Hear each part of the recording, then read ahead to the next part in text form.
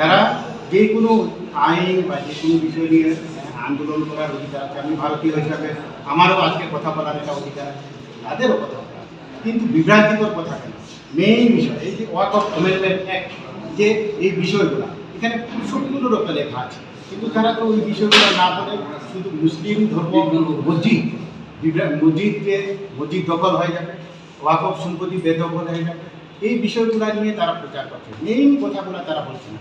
আর তাদের সাথে আমরা এতটুকু বলতে পারি, আপনি যেহেতু বলেছেন দেশ বিরোধী কথা বলছি না, তাদের অধিকার আছে, কিন্তু দেশ বিরোধী তখন বলছি বাংলাদেশের যে বিষয়গুলো, বাংলাদেশের সময়কে কেন আমরা ব্যবহার করব, বাংলাদেশের মালনাকে কেন ব্যবহার করব, যে মালনাগুলো প্রতিনিয়ত আমাদের প্রধানমন্ত্রী বিরোধিতা করছে, প্রতিটা ওয়াজে তারা বিরোধিতা করছে, ওই লোকগুলাকে কেন ব্যবহার করছে? আর আপনি আমাকে বলেছেন, যেটা বলেছি আমি দেশ বিরোধী কথা বলছি, প্রত্যেকের অধিকার আছে, কথা বলার অধিকার আমাদের সংবিধানের একটা অধিকার, আমি দেশ বিরোধীর কথা বলছি। মসজিদ মাদ্রাসা বেদখল হয়ে যাবে, এই বিষয়গুলোই তারা বলছে।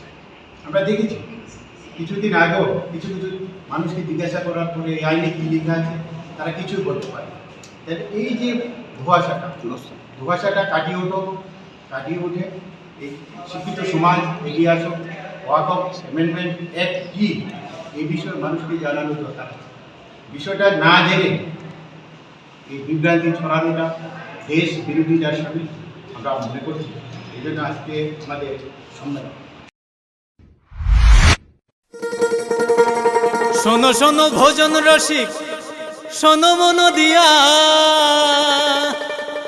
ঝাঁঝের স্বাদে রান্না করো লং তরাই দিয়া। ইলিশ সর্ষে পোস্ত বাটা যেমন ইচ্ছে নাও, মালাই চিংড়ি মাংস কষা চেটে পুটে খাও, আহা চেটে পুটে খাও, আহা চেটে পুটে খাও।